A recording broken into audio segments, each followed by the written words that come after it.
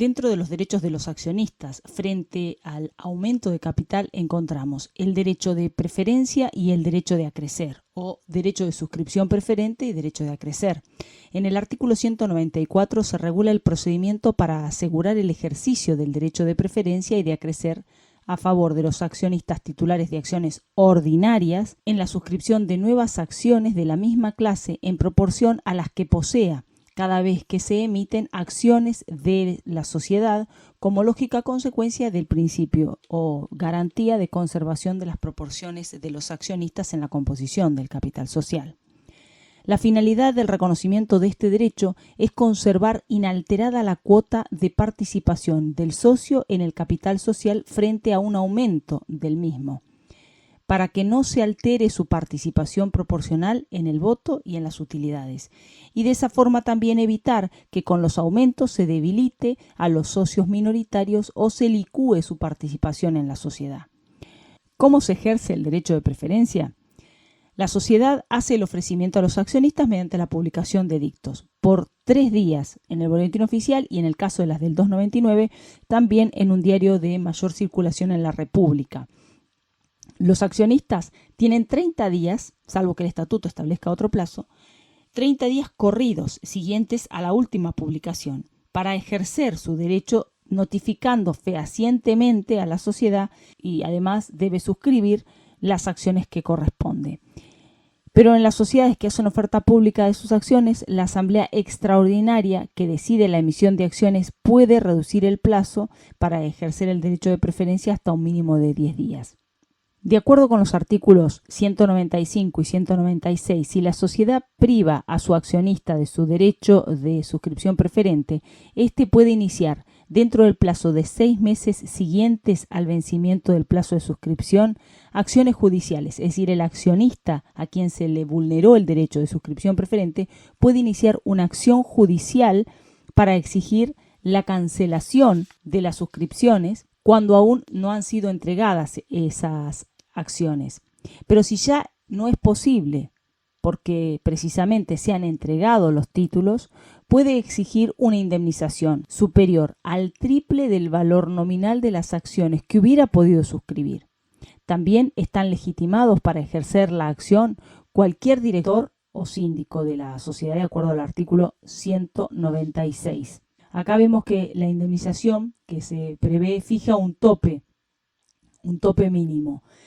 El derecho de acrecer o de aumentar o de hacer más en proporción a las acciones que haya suscrito en cada oportunidad es una extensión del derecho de preferencia ejercido por quienes ya utilizaron esa preferencia, solo que ahora es sobre el saldo de acciones no suscriptas por otros accionistas que no ejercen su derecho de preferencia, a fin de suscribir a prorrata ese remanente y aumentar su participación societaria. Los accionistas que opten por acrecer se distribuyen proporcionalmente a sus tenencias las acciones que no fueron suscriptas por quienes tenían el derecho de preferencia.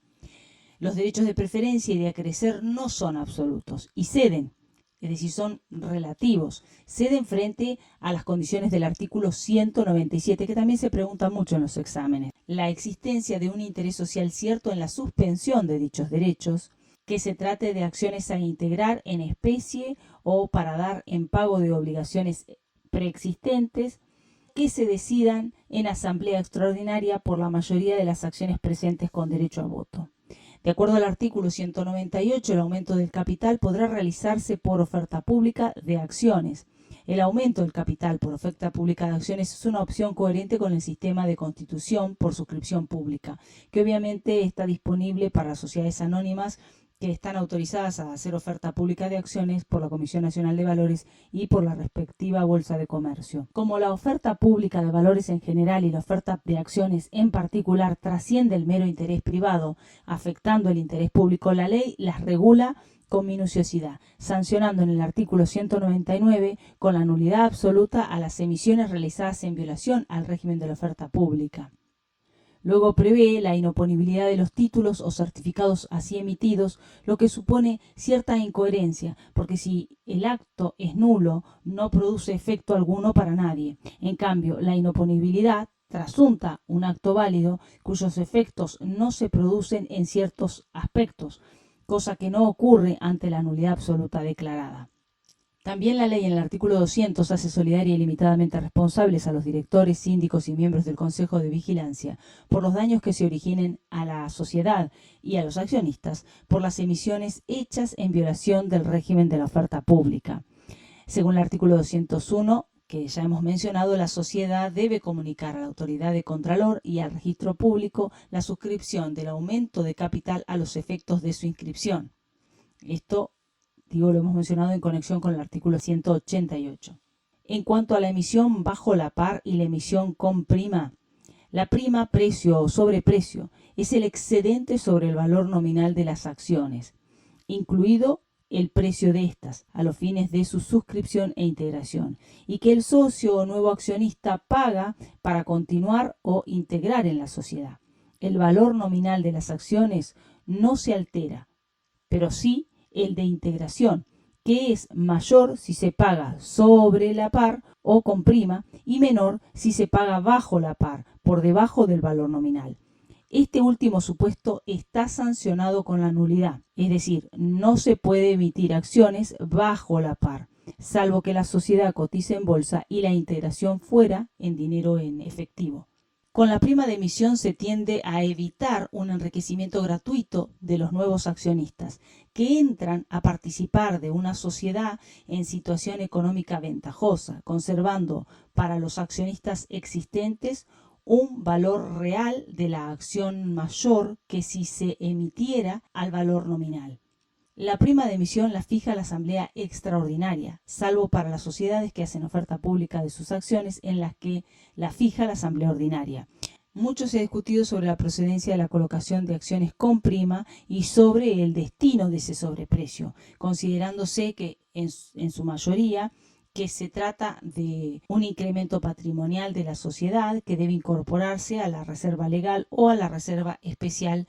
Con la prima de emisión se tiende a evitar un enriquecimiento gratuito de los nuevos accionistas que entran a participar en una sociedad en situación económica ventajosa, conservando para ellos, para los accionistas existentes, un valor real de la acción mayor que si se emitiera el valor nominal, porque los primeros accionistas son los que desarrollaron inversiones más importantes y que generaron una cartera y un movimiento de la sociedad.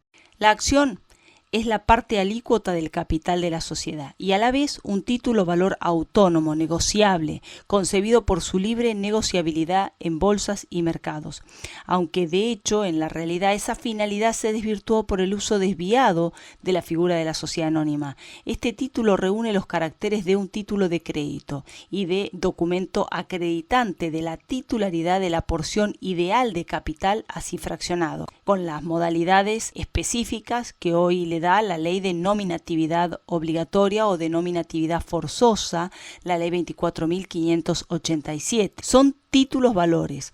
No se les aplica las normas de los bienes registrables según el artículo 1815 del Código Civil y Comercial. Respecto a las características, es un título de participación que otorga el ejercicio continuado del derecho que menciona.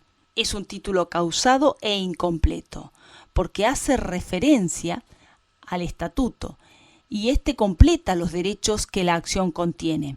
Es fungible, es decir, es cambiable, porque es canjeable por otros títulos de la misma clase. La acción se incorpora a un título representativo que acredita la calidad de accionista, de socio accionista, de manera autónoma al contrato social, por lo que su transmisión no altera el contrato constitutivo ni impone su modificación. Fija los derechos económicos y políticos del accionista y prueba la calidad de accionista precisamente. Las acciones societarias son bienes muebles incorporados al patrimonio del propietario, por lo que pueden hallarse afectadas tanto por derechos reales aplicables a todos los bienes muebles, así como por gravámenes de origen judicial o extrajudicial, conforme a lo que prevén los artículos 218 y 219.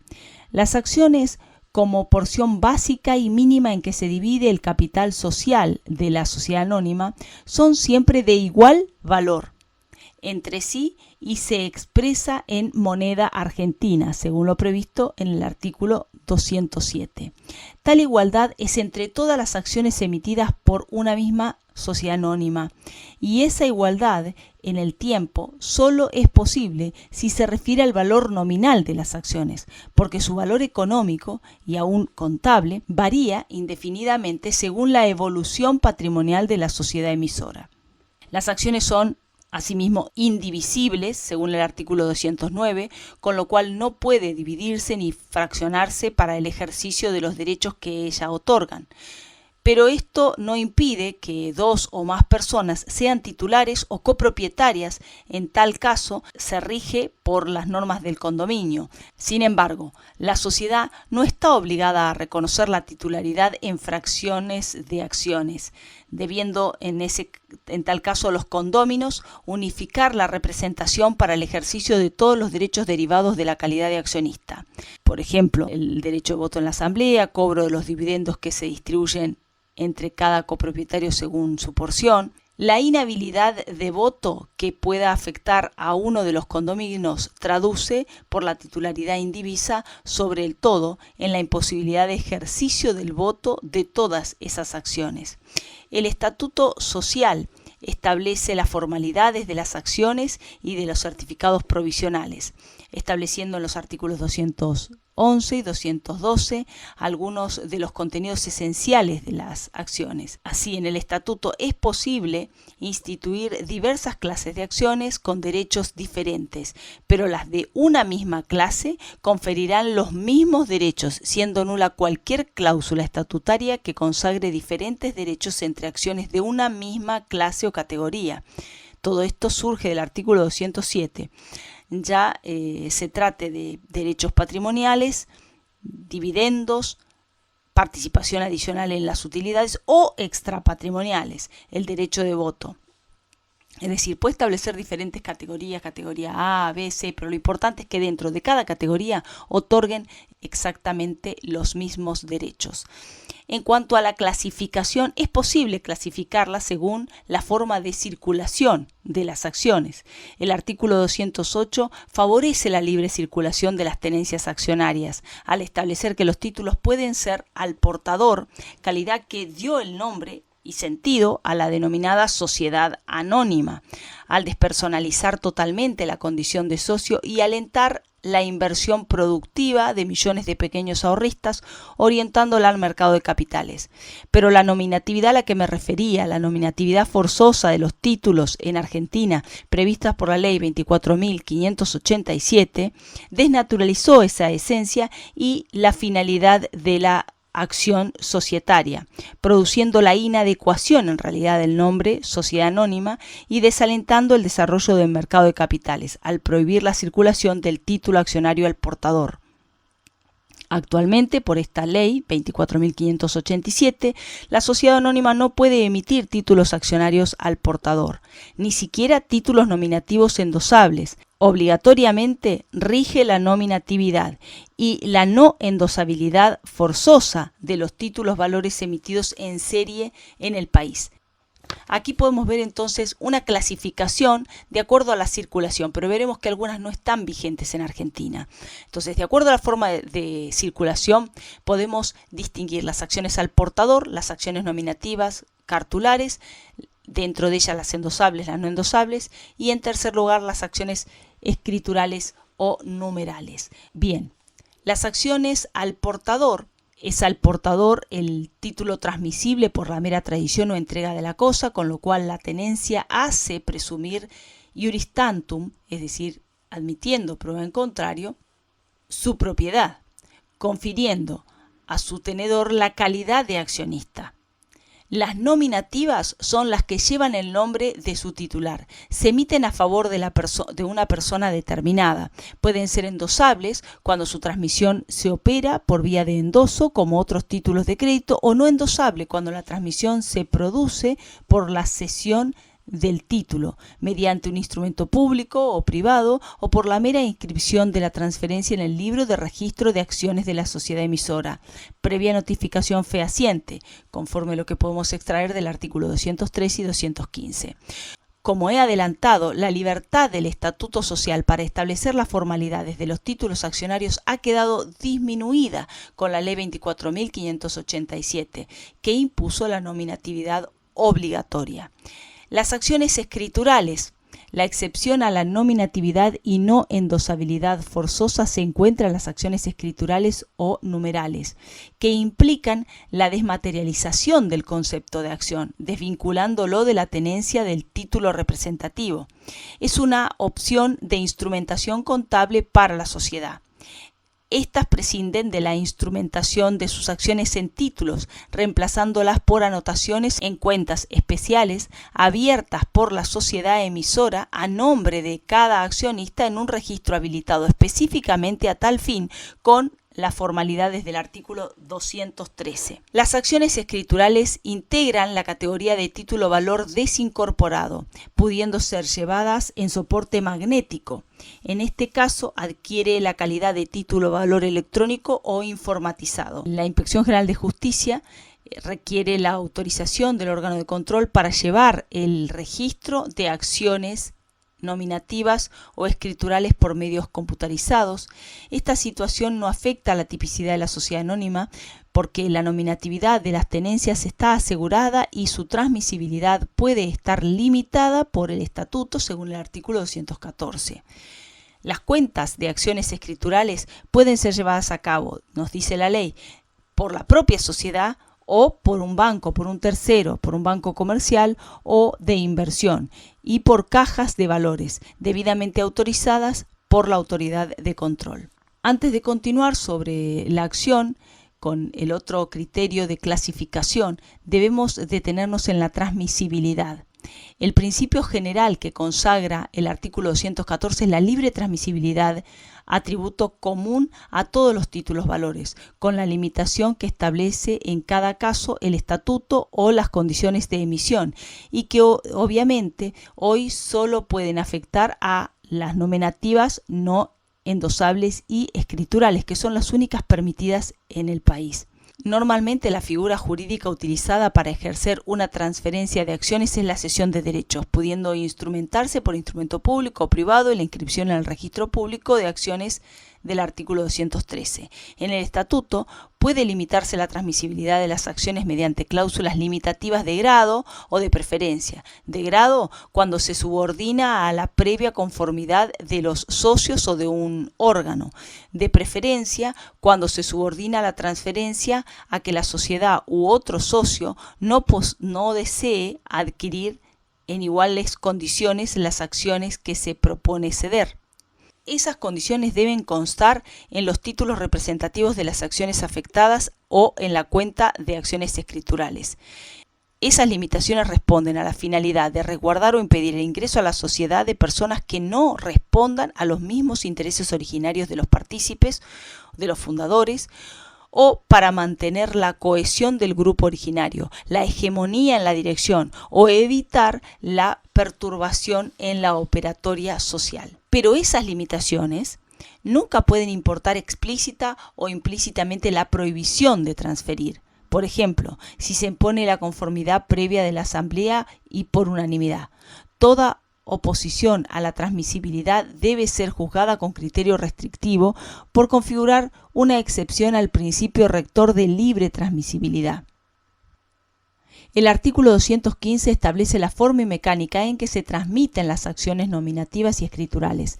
Según el procedimiento instituido, toda transferencia de acciones, ya sean nominativas, no endosables o escriturales, debe efectuarse por vía de cesión de derechos de el Código Civil y Comercial, correspondiendo notificar obligatoriamente a la sociedad emisora por escrito y de modo fehaciente, y en el caso de que el registro de acciones escriturales fuera llevado por un banco o por una caja de valores, la notificación se deberá efectuar a dicha entidad, quien inscribirá la transferencia en el registro correspondiente o en la cuenta abierta a nombre del accionista.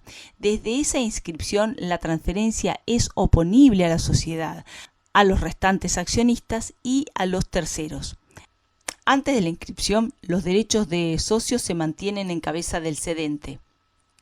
El adquirente o cesionario de acciones recién se convierte en accionista frente a la sociedad y frente a terceros con la inscripción de la cesión o transferencia en el libro de registro de acciones, con lo cual la registración tiene para algunos los efectos constitutivos de la calidad de socio. La registración opera la oponibilidad de la cesión. Otra forma de clasificarlas según los derechos que confieren, las podemos diferenciar en acciones ordinarias y acciones preferidas o con privilegio patrimonial. Bien, las acciones ordinarias son llamadas así por oposición a las privilegiadas o preferidas. Confieren a su tenedor los derechos inherentes a la calidad de socio y le hace partícipe de los riesgos de la actividad empresaria. Los derechos que confieren son el derecho de voto, en principio es una acción, un voto, pero por expresa disposición estatutaria puede ser múltiple el voto, hasta el máximo de 5 votos por acción. El otro derecho es el derecho a los beneficios, a una porción de las utilidades, dividendos, directamente proporcional a la fracción de capital social representada por la acción. Y el tercero, el derecho al eventual remanente de liquidación, proporcionalmente a su participación en el capital social. Según el artículo 216, es incompatible el privilegio en el voto con las preferencias patrimoniales, por lo que las acciones preferidas no pueden conferir derechos a más de un voto por acción. El mismo artículo también establece otra limitación lógica aplicable a las acciones ordinarias si la sociedad anónima está autorizada a realizar oferta pública de sus acciones, aun cuando no pueden emitir acciones de voto múltiple o privilegiado, porque se estaría burlando la buena fe de los inversores bursátiles o extrabursátiles, todo conforme al artículo 217. Por otra parte, las acciones preferidas o con privilegio patrimonial son las que reconocen ventajas patrimoniales.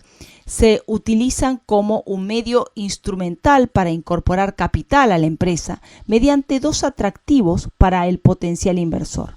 Por un lado, la existencia de privilegios o de beneficios extraordinarios y por otro lado, la eliminación del riesgo participativo. En contrapartida, se reduce total o parcialmente su participación en la formación de la voluntad social. Es decir, el suscriptor de las acciones preferidas está en un punto intermedio entre el socio pleno, el tenedor de acciones ordinarias, y el mero acreedor de la sociedad.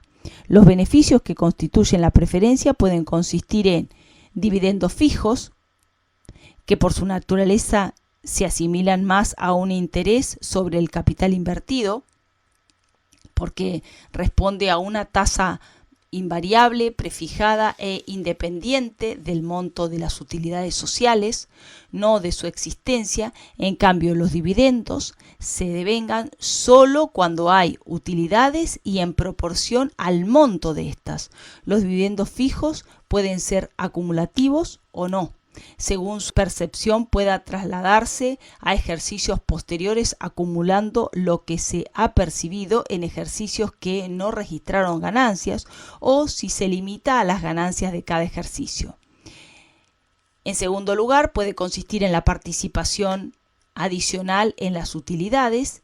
Es un beneficio adicional que el estatuto social puede agregar a los dividendos y que es siempre un porcentaje predeterminado de las utilidades, pagadero también con prelación a los dividendos de las acciones ordinarias.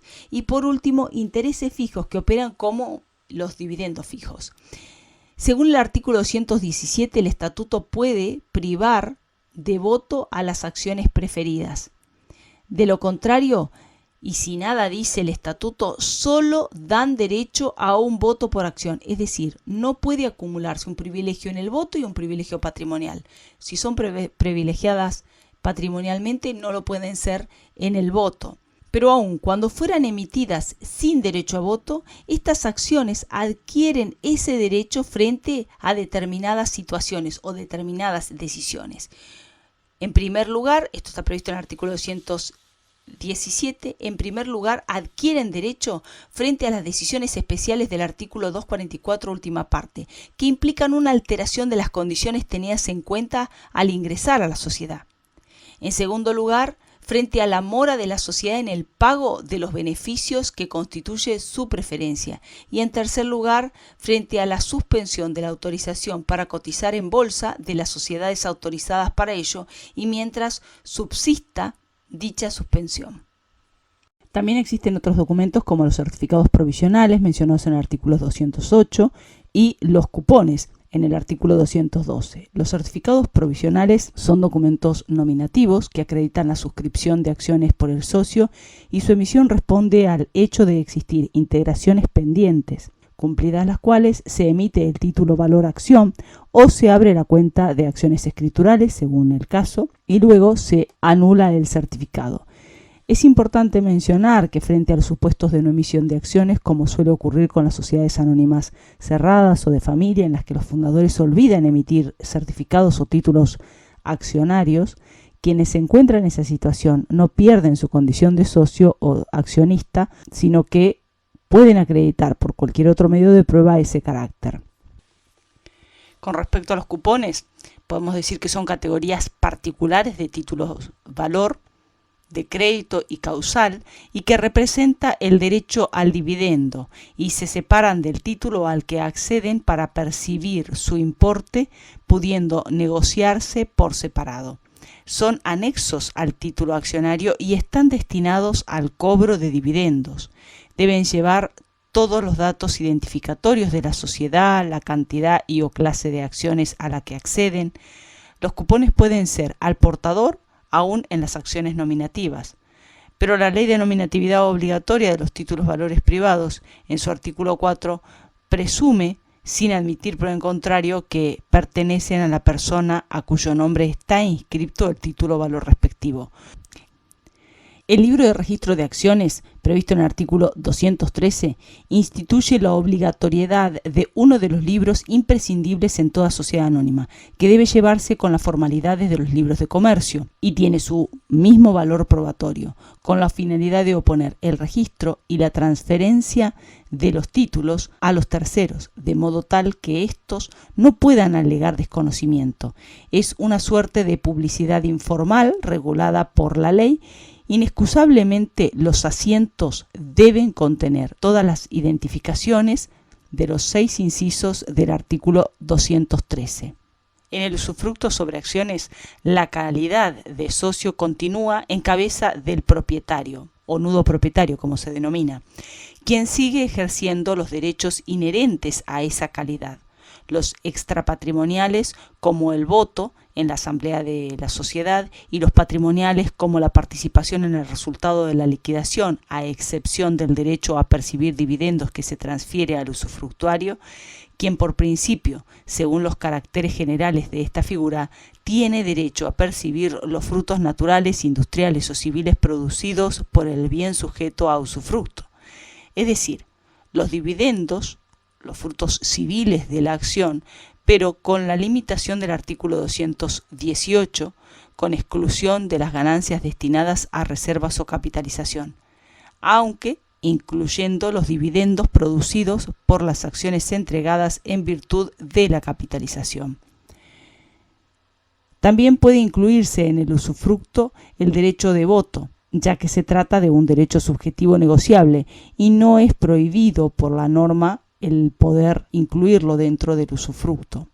El usufructo debe inscribirse en el libro de registro de acciones del artículo 213 o en la cuenta escritural respectiva, momento a partir del cual el usufructo es oponible a la sociedad y los terceros. Las acciones, como todo bien mueble, puede hacerse afectada a derechos reales o gravámenes, de ahí que el artículo 219 regule la prenda de acciones.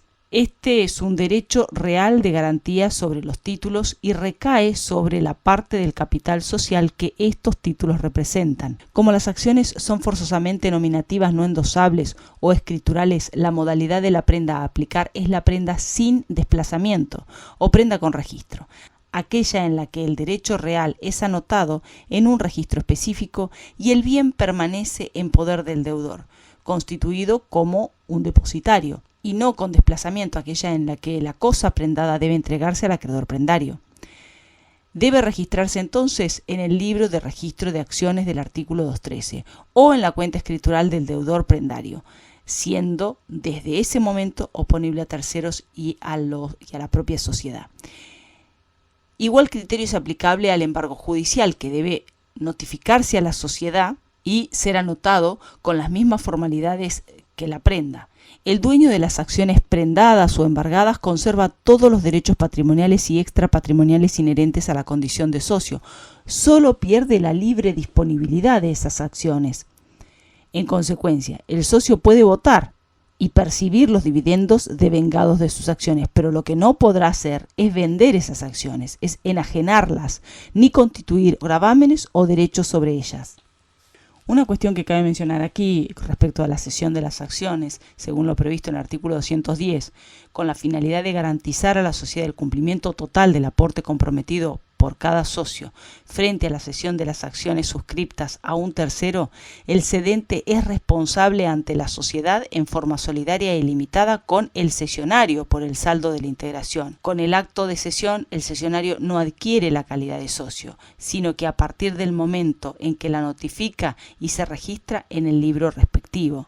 Los contratos para societarios o sindicato de accionistas son contratos o convenios o pactos colectivos de los accionistas de una sociedad anónima que se realizan al margen del contrato social y por tanto son ajenos a la sociedad, por lo que se los denomina parasocietarios. Esta sindicación de acciones o convenios de accionistas que pueden llegar a afectar el funcionamiento de la sociedad no están previstos como figura jurídica dentro de la Ley General de Sociedades, pero tampoco están prohibidos y son válidos siempre que no se demuestre que fueron acordados para perjudicar a la sociedad, a un grupo de socios, a terceros, para burlar la ley, el orden público. Entonces, por ejemplo, sería ilícito si se adelanta el voto favorable a la aprobación de la gestión de los directores. A la hora de definirlos, podemos decir que es el contrato plurilateral de organización por el cual varios accionistas acuerdan la forma en que ejercerán su derecho de voto para influir u orientar la marcha de la sociedad. Por eso están sujetos al régimen de los negocios asociativos del artículo 1442 del Código Civil y Comercial, con plenos efectos para las partes de acuerdo con el artículo 1447 del Código Civil y Comercial.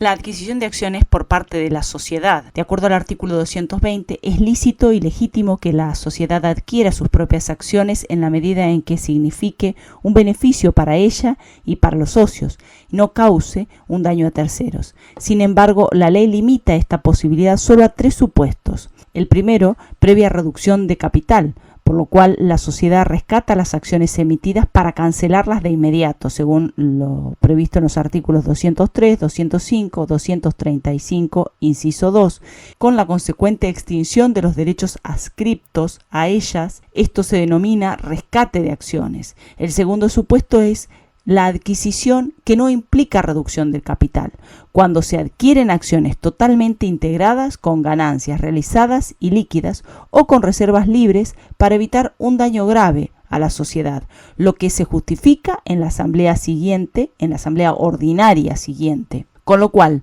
no se requiere ratificación posterior de parte de la asamblea, sino que es el directorio el único órgano encargado de evaluar el posible daño.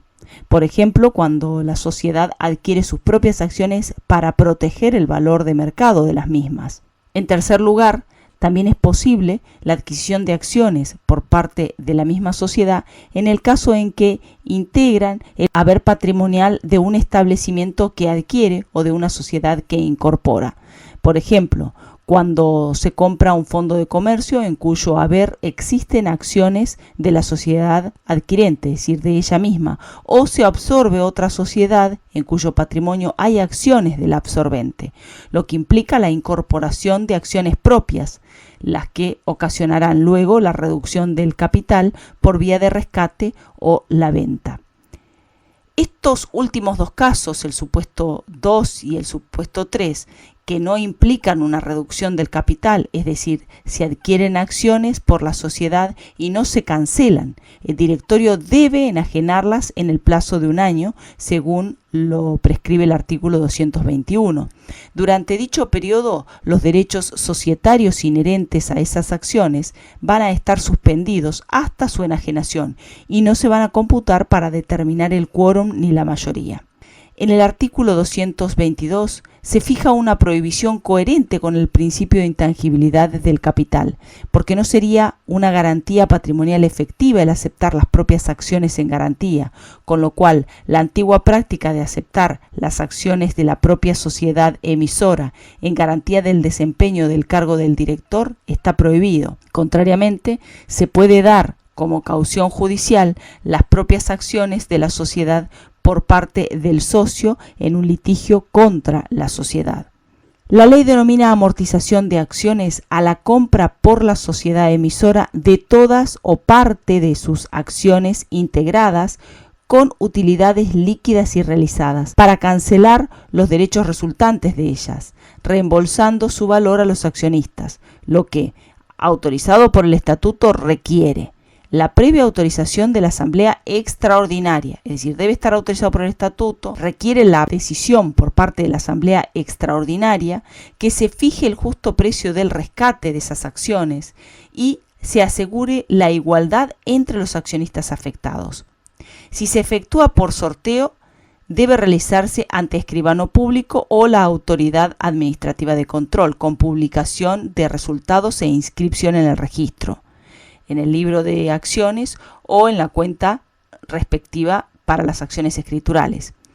Si el rescate es total, se emitirá a favor de los titulares de las acciones rescatadas un bono o certificado de participación o goce, anulándose las acciones emitidas y rescatadas. Hay que distinguir los supuestos de rescate de acciones del artículo 220 de la amortización de acciones por la sociedad del artículo 223. Porque si bien en ambos casos se adquiere por la sociedad sus propias acciones, en el rescate el directorio está obligado a enajenarlas nuevamente a esas acciones, mientras que en la amortización del artículo 223 se produce una directa reducción del capital. La distribución de dividendos se encuentra prevista en el artículo 224. La ganancia neta obtenida en el ejercicio económico se traduce en la base para la distribución del dividendo de las acciones suscriptas cuya integración no se encuentra en mora. El dividendo es el porcentaje de utilidad que corresponde a cada acción, como resultado de su proporción en el capital y que corresponde a cada accionista de conformidad con las pautas fijadas en el estatuto. Es decir, las pautas para la distribución van a estar fijadas en el estatuto.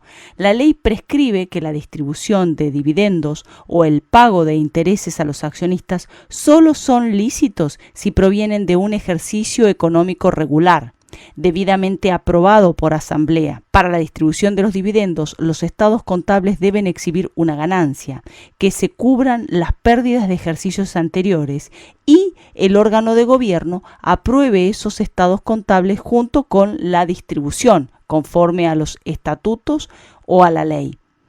Toda distribución que no cumpla con esas pautas es un dividendo irregular o ficticio.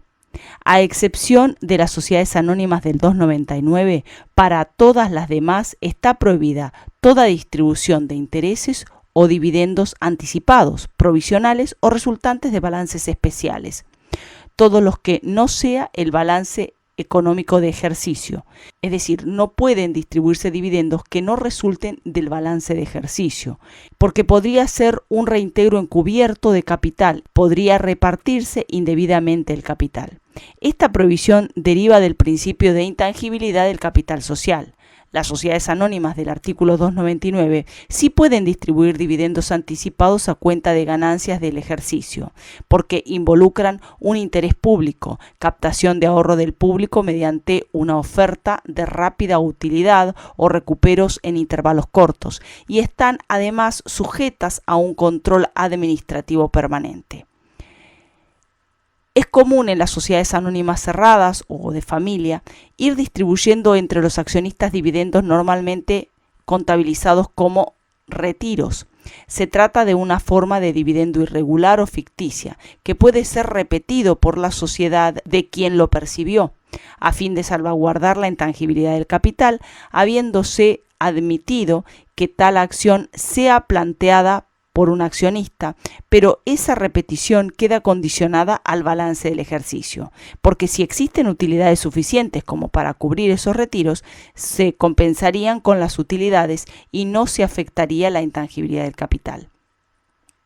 Los directores, síndicos y miembros del Consejo de Vigilancia son ilimitada y solidariamente responsables por las consecuencias que toda distribución efectuada en violación de la ley pudiera causar, tanto a la sociedad como a los accionistas. Según el artículo 225, no son repetibles los dividendos percibidos de buena fe. Se entiende que hay buena fe si quien percibió el dividendo anticipado, provisional o resultante de un balance especial estuviera en condiciones de probar que ignoraba ese carácter o la inexistencia de utilidades. Los bonos son una figura introducida en la Ley 19.550, según la cual las sociedades anónimas pueden emitir, conforme lo prevé el estatuto, bonos de goce y participación. Se trata de títulos valores que pueden resultar de un acuerdo o de un acto unilateral de la sociedad. No representan aportes que se incorporen al capital social, aunque pueden tener como causa de emisión prestaciones que no son aportes de capital. El bono da participación sobre las ganancias de la sociedad y puede tener una duración determinada o indeterminada. Se diferencian de las acciones porque, en primer lugar, no forman parte del capital social.